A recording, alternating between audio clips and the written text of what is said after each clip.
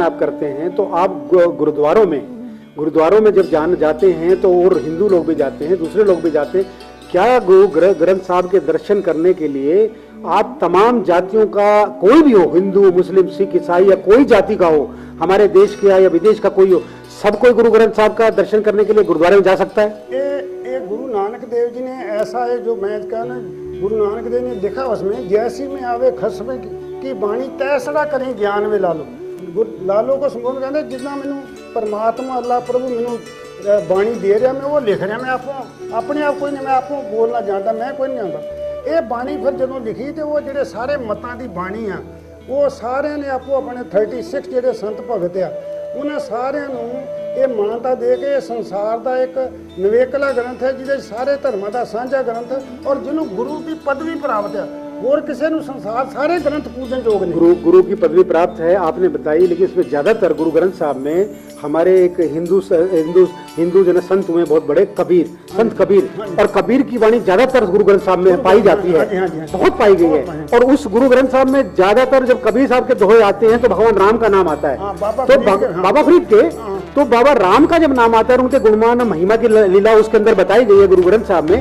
तो आप सनातन धर्म भगवान राम कृष्ण को मानते हैं?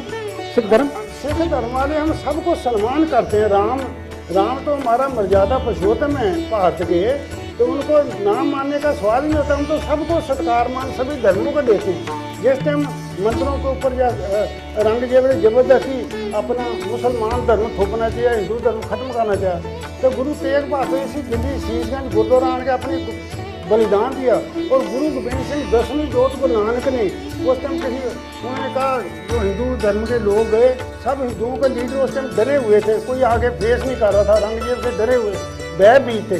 तो उन्होंने कहा भी किसी महापुरुष को कुर्बानी देनी पड़ेगी, ऐसे रंगजेब बहुत जालम है और रुकेगा नहीं। तो गुरु गोबिंद सिंह जी 9 साल की उम्र में उन्होंने अपने पिताजी को कहा आपसे महापुरुष इस टाइम इस धरती पे कौन है? तो गुरु तेग बहादुर बड़े खुश हुए भी 9 साल की उम्र से गुरु गोबिंद सिंह ने अपने पिता को शहीद कर ली, खुशी खुशी तोड़िया दिल्ली वास्ते। तो उन्होंने शीश अपना निभा दिया वहाँ पर, जो आज शीशगंज गुरुद्वारे के नाम से जाता है।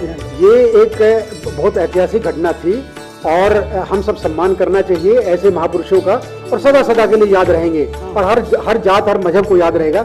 ये तो एक सराहनीय नहीं, एक याददाश्त एक जो चीज है वो समाज में। राम जी का नाम था गुरु ग्रंथ साहब में, उसका भी आपको बता रहा था।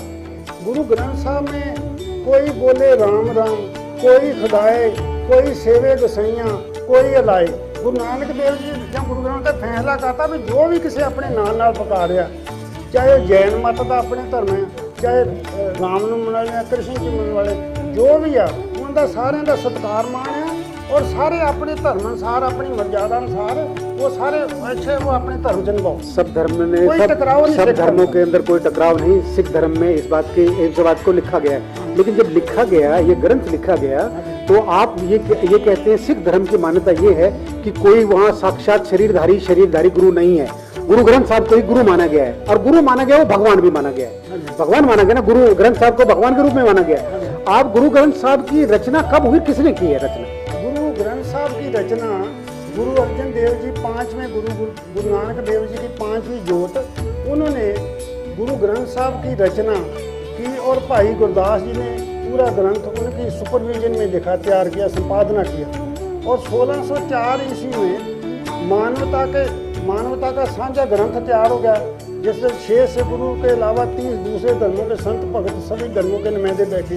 तो उसका मानवता का साझा मंदिर हरमंदिर साहब जिसको हम बोलते हैं, दरबार साहब बोलते हैं, तो आजकल लोग गोल्डन टेम्पल लोगों ने नाम फेमस कर दिया, लेकिन उसका हरमंदिर साहब है मानवता का साझा मंदिर, ऐसा बना है जिसके चारों तरफ 4 दरवाजे हैं। उसका मतलब था क्यों तरफ से कोई भी धर्म का सबका साझा मंदिर है, कोई भी आवे और वाणी सुने। आपने सर्वधर्म की बात की, भाई वहाँ हरमिंदर साहब में सब मत्था टेक सकते हैं, सब सर्वधर्म का एक स्थान है, वो माननीय है, और सब धर्म के लोग जाते हैं और वहाँ अपना मत्था टेकते हैं। लेकिन एक सवाल ये भी है कि बहुत ऐतिहासिक घटना है ये, कि सारे गुरुद्वारों में आजकल खासकर सिख गुरुद्वारा प्रबंधक कमेटी आपकी जो बनी है, ज्यादातर हम लोग देखते हैं मीडिया के माध्यम से भी, वैसे भी सुनते हैं, बड़ी वहाँ पे गुरुद्वारों में एक तलवारों से लड़ाई होती है, भालों से लड़ाई होती है, एक दूसरे के खून के प्यासे होते हैं।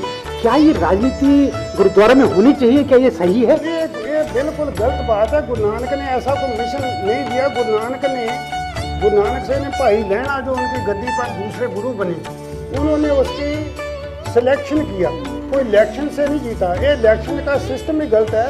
ये कई बार ऐसे गलत लोग आ जाते हैं जो ऐसा झगड़ा करते हैं। तो आप इसको खंडन करते हैं? आप इसको खंडन करते हैं? बिल्कुल गलत बात है, होना नहीं चाहिए। तो धर्म की तो नहीं, आप इस इलेक्शन को खंडन करते हैं कि ये एसजीपीसी का ये इलेक्शन नहीं होना चाहिए, वैसे सिख गुरु कोई स्थापित कर देना चाहिए। मैं इलेक्शन का सिस्टम का मैं ये कह रहा हूँ कि उसमें कुछ ऐसे आदमी आ जाते हैं, लेकिन ऐसे आदमी नहीं आने चाहिए। ये तो गुरु नानक का मिशन है जो उसको समर्पित लोग आने चाहिए। अभी जो फिलहाल में घटना हुई है कि अलग अलग गुरुद्वारों के एसजीपीसी कमेटियां बनाई गई हैं, आपके राजस्थान में अलग है, इसमें अलग है, इस स्टेट में अलग, अभी हरियाणा में बनाई गई है, उनको लेके संघर्ष हो रहा है, एक दूसरे के लड़ रहे हैं। तो ये सिख धर्म की अपमान है सिख धर्म का, तो आपस में क्यों लड़ रहे हैं? ऐसा क्यों है? कोई ऐसा गुरु नानक का मिशन में लड़ाई झगड़े की बात नहीं। ये लोग जो राजनीति इसमें बीच में ले आते हैं ना, ये गलत बात है। इसमें कोई धर्म में तो लड़ने हो तो परमात्मा की भक्ति की बात है, तो उसका अल्लाह उधर तो शांति होनी चाहिए, हमें सीखना चाहिए। उधर लड़ाई झगड़े की बात ही। लेकिन सन 84 में जो दंगे हुए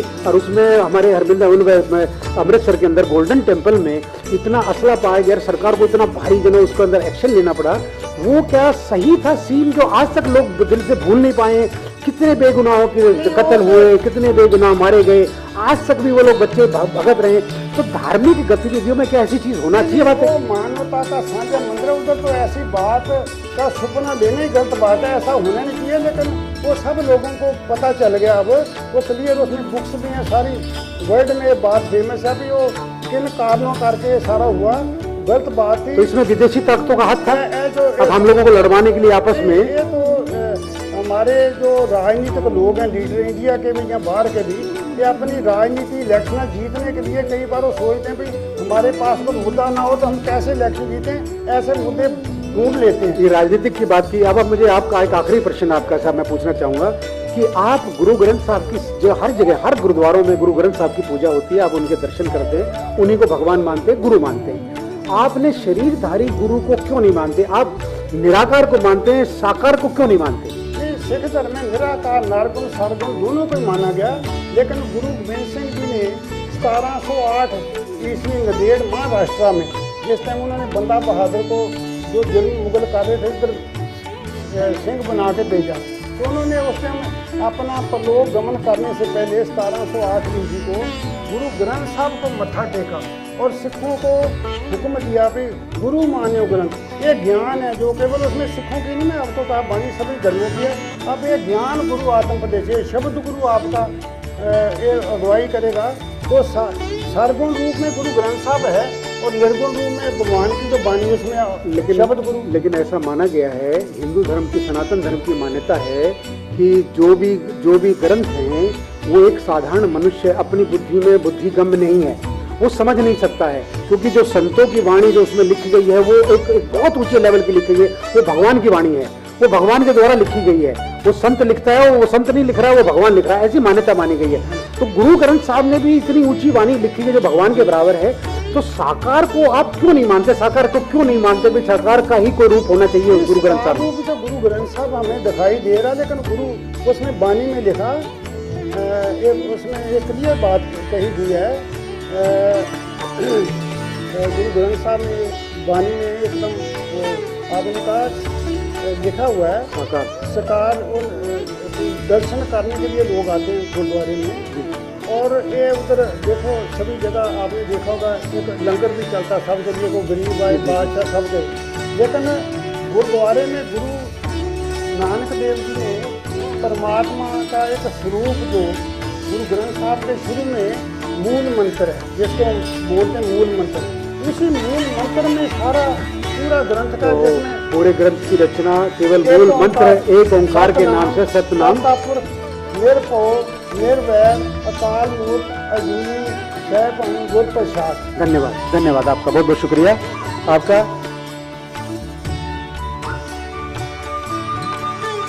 तो अभी आपने सुना कि सिख धर्म की स्थापना गुरु नानक देव जी ने की और अपनी वाणियों को अपने गुरु ग्रंथ साहब के अंदर पिरो के पूरी माला, उसमें उनकी अपने नहीं 5 गुरु अर्जन देव जी ने जिन्होंने लिखी है वाणी, और आखिर में गुरु गोविंद साहब जिन्होंने खालसा पंथ की स्थापना की, 10 जोतों को मिला के। और यही नहीं बल्कि ये बताया गया है कि इसमें और भी 30-35 हिंदुस्तान के तमाम दूसरे धर्मों के भी संत उसके अंदर थे, उनकी वाणी को पिरो के गुरु ग्रंथ साहब के रूप में स्थापित किया गया। और ये आदेश दिया सिख धर्म उसकी पूजा केवल वही गुरु वही भगवान मान के एक ओंकार रूप में आप करें। मैं समझता हूँ कि दर्शकों को इससे लाभ हुआ होगा। और आप जो पूजा पद्धति जो बताई जाती है हमारे कार्यक्रम में, और जो भी जिस धर्म के बारे में धर्म गुरु बताता है, अपनाना नहीं अपनाना ये आपके ऊपर है। हम केवल दर्शकों का इतना ही हमारा अनुरोध है कि हम आपको सच्चाई सत्य तत्व आपको लाके बताएं, और मानना नहीं मानना ये आपके अपने विवेक के ऊपर है। इसी के साथ हम अपना कार्यक्रम शाम करते हैं। शेष फिर नमस्कार।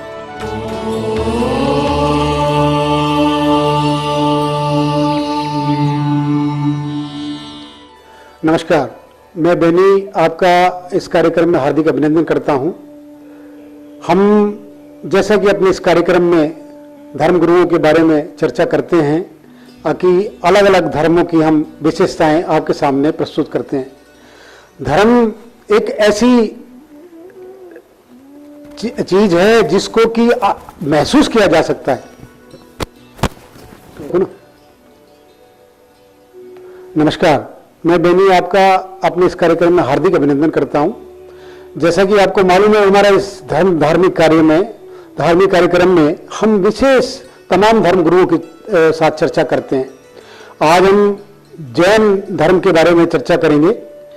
जैन धर्म का जब नाम आता है तो भगवान ऋषभ भगवान का नाम आता है, जो कि भगवान के अवतार माने गए हैं, जिनके 100 पुत्र थे, जिनमें से 9 योगेश्वर हुए। सनातन धर्म में भी श्रीमद् भागवत में इसका जिक्र है। भगवान ऋषभ भगवान से लेकर भगवान महावीर तक जो हुए हैं हमारे जैन गुरु, उन्होंने जितने तीर्थंकर जो हुए, उनके अपने ये कहा गया है कि जैन धर्म में कि वो एक साधारण बच्चे की तरीके से जन्म लिया। उन्होंने साधारण मनुष्य की तरीके से जन्म लिया और जन्म लेके अपने पुरुषार्थ और अपने आध्यात्मिक के बल के ऊपर तीर्थंकर की स्थापना की। तो तीर्थंकर उन्होंने जो बताई अपने धर्म ग्रंथों में बताई है, अपनी वाणियों में बताई है, वो आज हमारे इस कलयुग में आज भी चली आ रही है वो धारा। और उसी धारा के लिए हम जो ना आज हम चर्चा करेंगे। हम जैन मुनि सुशील आश्रम में हैं और उनकी गुरु छाया हमारे साथ हैं, जो साध्वी गुरु छाया, जो मुनि सुशील जी की प्रमुख शिष्या हैं और इस आश्रम की प्रमुख हैं। साध्वी छाया जी, आपका हार्दिक अभिनंदन। हमारे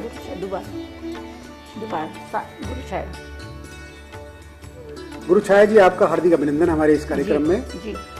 गुरु जी, आप ये बताएं कि सबसे पहले आप हमें बताएं कि मुनि सुशील जी आज इस आश्रम के जो प्रमुख थे, वो शरीर अपना छोड़ के अपने लोक को गमन कर गए हैं। उन्होंने इसकी स्थापना यहाँ पे की। तो आप हमारे इस जैन धर्म में भी बहुत सारी मान्यताएं हैं। श्वेतांबरी अलग हैं, दिगंबरी अलग हैं, उस श्वेतांबरी में भी बहुत सारे भेद हैं। आप कौन से पंथ के आप जो ना कौन से पंथ का प्रचार करती हैं?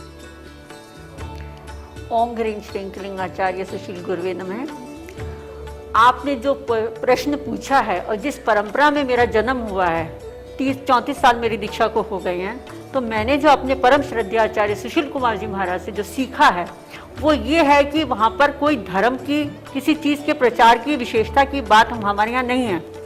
हमने जो उनसे सीखा है, जो उन्होंने सभी धर्मों को मिलाने का एक काम किया है, वही परंपरा का मैं प्रचार करती हूँ। मेरी दृष्टि में संसार का कोई भी धर्म एक दूसरे से अलग नहीं है। और ये जितने भी शब्द हैं, चाहे जैन शब्द भी क्यों ना ले लो, वो भी 3000 वर्ष के अंदर अंदर के सारे शब्द हैं। तो जैन धर्म की आपने जब बात कही 3000 साल के अंदर हैं, लेकिन जैसे मुनि सुशील जी की आप शिष्या हैं, प्रमुख शिष्या हैं मुनि सुशील जी महाराज, ये सुना है विश्व धर्म के लिए बात की है उन्होंने विश्व धर्म के, लेकिन हम उनसे ये पूछना चाहते हैं आपसे, वो जैन धर्म का प्रचार करते थे, लेकिन उन्होंने विश्व धर्म का किया है। विश्व धर्म का किया। भगवान महावीर के जो सिद्धांत हैं, भगवान महावीर के जो सिद्धांत है वो सार्वभौमिक है। ये नहीं कि वो सिर्फ मेरे लिए अच्छे हैं, आपके लिए अच्छे नहीं। जैन धर्म का जो मुख्य मंत्र है नमोकार मंत्र, वो भी क्या है कि उसमें नमो लोय शब्द साहुने, लोक के सभी साधुओं को नमस्कार हो। उसमें ये नहीं कि सिर्फ जैन परंपरा के या मेरे गुरुओं को, मेरी परंपरा के मुनियों को नमस्कार हो, ऐसा नहीं है। संसार में जितनी भी साधु जैसी आत्मा सबको नमस्कार है। लेकिन मुनि सुशील जी महाराज का जो जन्म से तो वो एक ब्राह्मण परिवार से आते हैं। हाँ। और उन्होंने जैन धर्म को दीक्षा ली। हाँ। तो ऐसा क्या उन्होंने देखा कि जैन धर्म में उन्होंने एक अपना धर्म परिवर्तन करके ब्राह्मण से और वो जैन धर्म में आए, एक हिंदू धर्म से जैन धर्म के साथ उन्होंने अपना मिशन बनाया और वो इतने बड़े मिशन तक गए कि उन्होंने बहुत बड़ी जैन धर्म की सेवा की। आपका क्या मानना है कि उन्होंने वाकई में जैन धर्म का एक मूल मंत्र लेके उसको आगे बढ़ाया और आपको ऐसी शिक्षा दी? ऐसा है कि यदि आप उनके लिए सोचते हैं कि ये बात सही है कि उन्होंने ब्राह्मण परंपरा में जन्म लिया, जैन धर्म में दीक्षित हुए और विश्व धर्म का उन्होंने प्रचार किया, उन्होंने कभी भी ये नहीं माना वो। और आपको ये भी बता दें कि वो विश्व हिंदू परिषद के संस्थापक सदस्यों में से वो एक हैं। उनको सिर्फ किसी एक धर्म में डिवाइड करना, बांटना, ये हमारा उनके प्रति अन्याय होगा। लेकिन फिर उन्होंने जैनी धर्म को क्यों अपनाया? उन्होंने वेशभूषा तो जैन धर्म की गई, ये तो ऐसी क्यों उन्होंने? जैन धर्म की किसी भी धर्म के प्रचार के लिए, जैसे कि आप भगवान महावीर को मानो या मत मानो, आप गुरु नानक को मानो या मत मानो, राम को मानो या मत मानो, क्रिश्चियन को, ईसा मसीह को मानो या मत मानो, परंतु यदि आप जिस परंपरा में, आप जिस घर में, जिस वंश में आप पैदा हो गए तो आपको उसी धर्म के मानने वाले हो गए। उसी तरह से जब गुरुजी ने जो विश्व धर्म की, तो इसलिए इस धर्म का मतलब है कर्तव्य। धर्म को किसी विशेष परंपरा से मत जोड़िए कि अब ये तो स्कूल हैं, स्कूलों का कोई ना कोई तो नाम, हम अपने भगवान के, हम अपने माँ बाप के 100 बच्चे हैं, 100 बच्चों का एक नाम तो दिया नहीं जाएगा, सबके 100 के 100 नाम दिए जाएंगे। हाँ, जब माँ बाप का नाम आएगा या गुरु का नाम आएगा, भगवान का नाम आएगा, वो एक ही आएगा।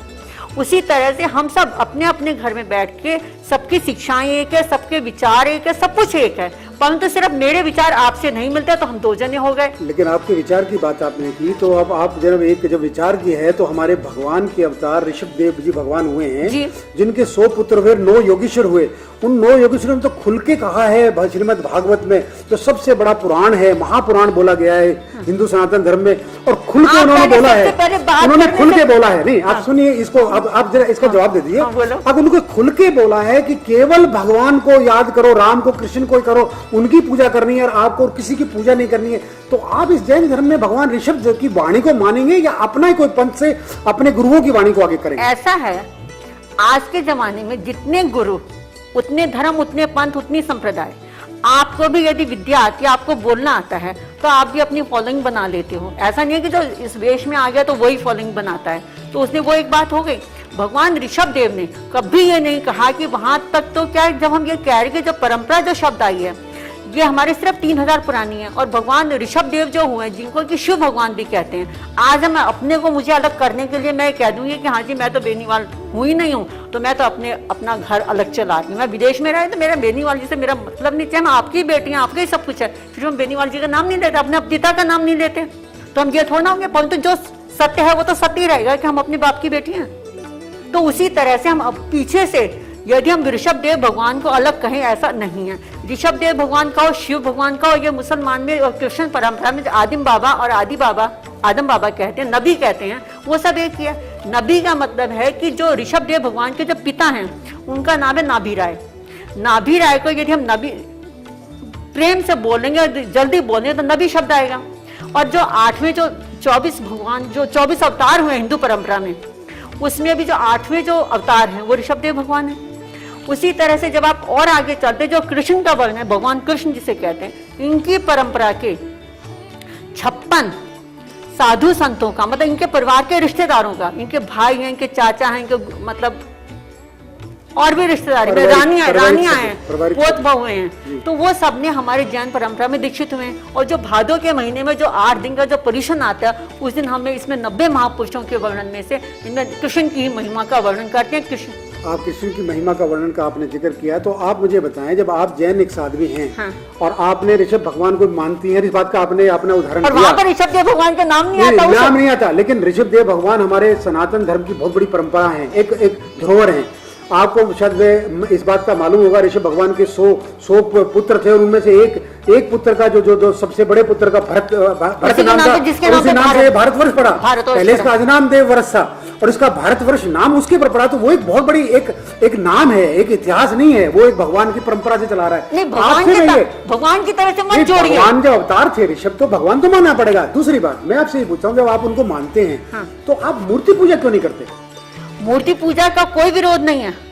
मूर्ति पूजा का जैन धर्म में कोई विरोध नहीं, किसी भी धर्म में कोई विरोध नहीं। जब मेरी आपसे नहीं बनती और आप मेरी आलोचना करेंगे तो मैं आपको क्या कहूंगी, आप मेरे घर में नहीं आओगे।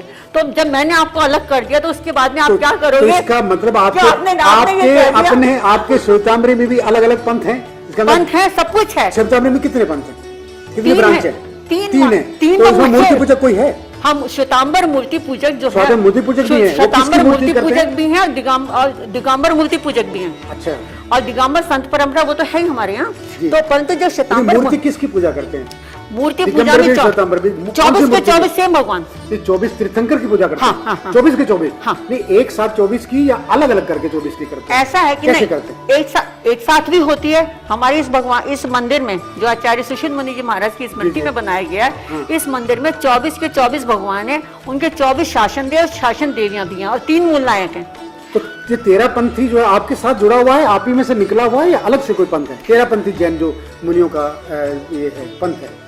13 पंथी ऐसा है कि 13 पंथी जो है श्वेतांबर स्थानक वासी में से निकला हुआ है और उनको 250 साल हुए हैं। और हम श्वेतांबर मूर्ति पूजक में से निकले, जिनको कि हमें लगभग 500 कुछ वर्ष हुए। आप मूर्ति पूजक से निकले, फिर मूर्ति पूजा क्यों नहीं करते आप?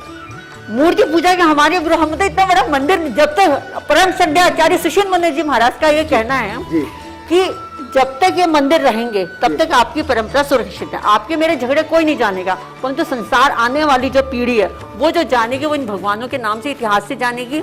और भगवान बुद्ध को, और जितने भी आज मतलब वो एक बात कह दी ना कि जो मुझे लड़ना है ना और मुझे अलग होना, तो कोई ना कोई तो चीज में अलग करूंगी। लेकिन आप जब मूर्ति पूजा की बात करें तो मूर्ति कौन सी पूजा करते हैं, किस चीज की आरती करते हैं आप? ये सुबह शाम दोनों टाइम आरती होती है यहाँ पर मंदिर में? आरती होती है, आरती गुरुओं की भी होती है, आरती भगवानों की भी होती है। तो लगातार मूर्ति पूजा करते हैं? हाँ। तो आप मूर्ति पूजक हैं? मूर्ति पूजक है। हम हिंदू भी हैं, मुसलमान भी है, क्रिश्चियन। हम ये तुम ये कहो कि तुम मुसलमान नहीं, हम मुसलमान भी। मुसलमान का मतलब होता है आज्ञाकारी, मुस्लिम का मतलब आज्ञा को मानने वाला। तो जब हम वो भी हैं, मैं अपने को कहूंगी मैं सिख हूँ। सिख का मतलब क्या होता है कि गुरु नानक के टाइम पर आपको याद होगा कि उस जमाने में कोई मतलब भेदभाव नहीं था। सिख धर्म अपने आप में अलग नहीं था। और उस जमाने में जब अपने अपने घर से कोई भी, मैं उसमें इतिहास में नहीं जाना चाहती, हमने अपने घर से एक बच्चा उनको अपने देश की रक्षा के लिए उनको सुपुर्द किया गया था। जैसे सिख धर्म में होता है कि एक बड़ा भाई को उसको दान दे देते हैं और अभी का मुझे नहीं पता, मैं तो उस जमाने की बात कर रही हूँ, मैं उसमें नहीं जाइए। ये कोई भेदभाव नहीं है। सबसे पहले हमको ये याद रखना होगा, पूजा पद्धति हमारी चाहे कुछ भी हो, कुछ भी रखें, हम चाहे पूजा करें या नहीं करें, उसका उससे कोई संबंध नहीं है। सनातन धर्म को मानते हैं? हाँ बिल्कुल मानते हैं। भगवान राम कृष्ण को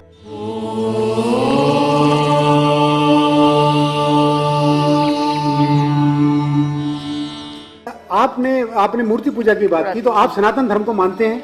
सनातन धर्म कोई अपने में अलग नहीं है, हाँ सब कुछ मानते हैं। जब हमने सनातन धर्म में तो भगवान राम और भगवान कृष्ण की और नारायण को मानते हैं, देवी देवता, तो उनकी मूर्ति पूजा में आप मूर्ति पूजा करते हैं?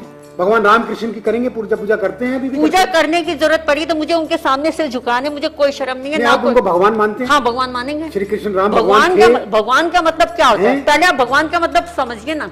भगवान के नाम पर आप धोखा मत करिए मुझसे। हम भगवान के नाम पे नहीं करते, जो शास्त्रों में लिखा है, शास्त्रों में लिखा है, शास्त्र हैं, डिवाइन शास्त्र होते हैं, देवी शास्त्रों में भगवान के नाम तो अनेक हैं। हाँ। अनंत नाम है, एक नाम नहीं है उनका, हर कुछ नाम भगवान ही है। गुरु कह दो, माँ कह दो, बच्चा कह दो, कुछ भी कह लो, दादा कुछ शब्द बोलो वो भगवान के हैं। लेकिन एक भगवान का विशेष नाम है जिसको कि हम ब्रह्म के नाम से जानते हैं। ब्रह्म का परिभाषा दी गई है, ब्रह्म की परिभाषा दी गई है, जो सबसे बड़ा हो, बड़े से बड़ा और सबसे छोटा हो, सबसे छोटा हो, ये भगवान की उपाधि दी गई है।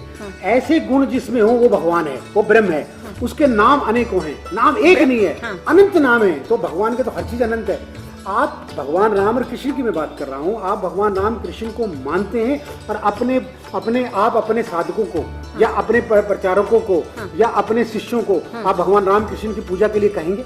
हाँ बिल्कुल कहेंगे। कौन सा ऐसा बंदा है कि जो भगवान कृष्ण की पूजा नहीं करता, कौन सा ऐसा बंदा है कि जो राम की पूजा नहीं करता, कौन सा ऐसा बंदा है कि जो हमारे ये अपने मस्जिदों में चादर नहीं चढ़ाता, अजमेर शरीफ नहीं जाता, कौन सा ऐसा बंदा है कि जो हमारे वहाँ पर ये गोल्डन टेम्पल नहीं जाता, गुरुद्वारे नहीं जाता। परम श्रद्धेय आचार्य सुशील कुमार जी महाराज ने आज से 60 वर्ष पहले इस परंपरा का बंधन तोड़ दिया था। पहले जमाने में आपको मालूम होगा कि जब हम किसी आपस में एक दूसरे से मिलते थे, हम जैन धर्म के अनुयायी भी आपस में दिगंबर श्वेतांबर तेरापंथी हम भी आपस में नहीं मिलते थे। ये उन्हीं की देन है कि जिससे कि आज हम कहीं भी जाएं, कहीं भी कुछ करें, पूजा पद्धति कुछ भी अपनाएं, हमें कोई कुछ कहने वाला नहीं। आपके गुरुदेव ने, आपका कहने का तात्पर्य है, आपके गुरुदेव ने, सुशील मुनि जी महाराज ने इस परंपरा को तोड़ा और आपने सब धर्मों को मान्य मान के और सारे धर्मों की पूजा पद्धति को अपनाया। धर्म का मतलब सिर्फ आप कर्तव्य क्यों नहीं मानते, धर्म का आप उसे एक विशेष पद्धति से क्यों जोड़ते हैं? हम एक समाज के अंग हैं, समाज के अंग हैं। हाँ, हम अपनी अपनी पद्धति को कायम रखते हुए हम एक समाज के अंग अनुयायी हम किसी के भी हो सकते हैं। लेकिन गुरु छाया जी, पर बाप का नाम एक ही रहेगा, परंतु दोस्त हमारे कोई भी, भगवान एक ही है। लेकिन जब आपने चोला पहना है, हाँ।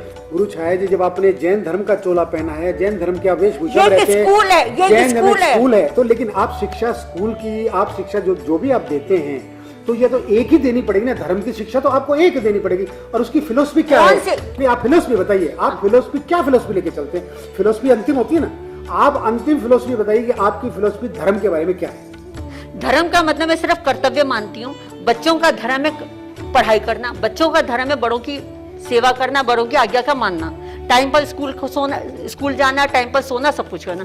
बड़ों का कर्तव्य बड़ों की भी सेवा करना और बच्चों की भी सेवा करना, पूरे घर का ध्यान रखना। और उसी तरह से जो ये किसी भी धर्म ने, कोई भी तो धर्म, अब जो मूल शब्द हैं, मूल गुण कभी नहीं बदलते। अहिंसा, सत्य, अस्तेय, ब्रह्मचर्य, अपरिग्रह, ये कभी नहीं बदलते। चाहे तुम दुनिया के किसी भी कोने में चले जाओ, कौन सा धर्म ऐसा कहते है कि जो आपको कहेगा झूठ बोल लो, चोरी कर लो? ये फिलॉसफी में आपने ये फिलॉसफी दी, आपने ये फिलॉसफी जितनी गिनाई आपने, परंतु आगे चलो बच्चे का धर्म ये है, आपका आगे चलो, आगे चलो, आपने इसको यहीं पे क्लैरिफाई कर दीजिए। आपने सब शारीरिक धर्म गिनाए, शारीरिक धर्म ठीक है, आपने बनाए, सत्य है, अहिंसा है, दया है, ये सब मूल बताए। लेकिन ये तो शरीर के धर्म हुए। आत्मा के धर्म के बारे में आप क्या? आत्मा के जो धर्म है, आत्मा का धर्म जो सत्य के ऊपर चल दीजिए। आपको किसी भी कुछ भी करने की, सोचने की जरूरत ही नहीं है कि क्या करना है क्या नहीं करना। सिर्फ आपने ये अपना लिया कि जो कुछ करना, मुझे सत्य के रास्ते पर चलना, मुझे कभी जीवन में झूठ नहीं बोलना, कभी मुझे किसी का फेवर नहीं करना, तो आपको अपने आप रास्ते खुलते हुए। मूल मंत्र आप क्या बताते हैं? क्या मूल मंत्र? मेरे जीवन का जो मूल मंत्र है वो सत्य है, धैर्य है, और सत्य के ऊपर मैं सब कुछ चलती हूँ। उसके कारण मेरे जीवन में कभी कोई परेशानी नहीं आई। और उत्तर गुण की बात जो आपके बीच में रह गई है, उत्तर गुण देश काल और वातावरण के अनुसार बदलते रहते हैं। वो सर्दी आ गई तो सर्दी के कपड़े पहनोगे, गर्मी आ गई तो गर्मी के पहनोगे। धन्यवाद।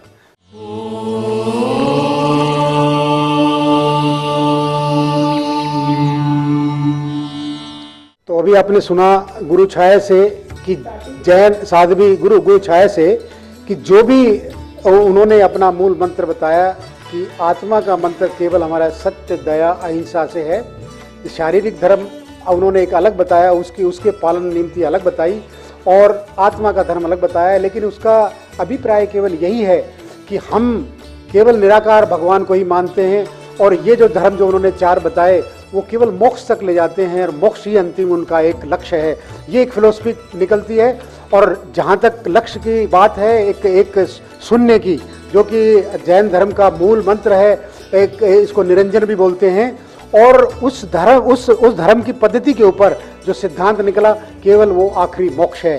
तो मोक्ष, जहाँ तक मोक्ष की बात है, ये प्रायः दूसरे धर्मों में, जैसे सनातन धर्म है, उसमें भक्ति बताई गई, और भक्ति से मोक्ष भी अपने आप मिल जाता है, और सर्वोपरि भक्ति बताई है। लेकिन मोक्ष को उस सनातन धर्म में भगवान ऋषभ भगवान ने भी मोक्ष को नकारा है कि मोक्ष जनक है तो प्रधान है, और उसको नहीं अपनाना चाहिए। केवल भक्ति से ही कल्याण होगा, और भक्ति से ही आपको लक्ष्य मिलेगा। शेष फिर नमस्कार।